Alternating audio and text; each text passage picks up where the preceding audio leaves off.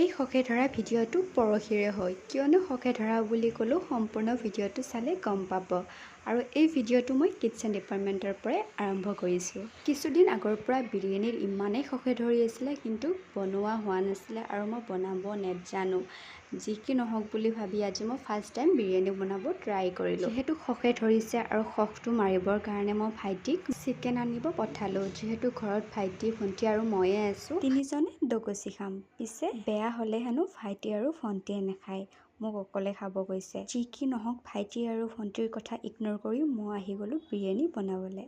নাজানো কেনেকুৱা হ'ব, বাট বনাই চাওঁ, পিছত হ'ব। ট্ৰাইটো মেইন। বিৰিয়ানী বনাই এখন মুভিও চালোঁ। মুভিখনৰ নাম হৈছে 12 ফেইল। আৰু এই মুভিখন কোনে কোনে চাইছে, যদিহে চাইছে কমেণ্ট কৰি জনাবচোন। ফাইনেলি হৈ গ'ল মোৰ বিৰিয়ানী। দেখিবলৈতো ধুনীয়া হৈছে, এতিয়া খাবলৈ বা ধুনীয়া হয়নে নহয়। নেক্সট ভিডিঅ'ত কৈ আছোঁ মোৰ বিৰিয়ানী খাবলৈ কেনেকুৱা হৈছে।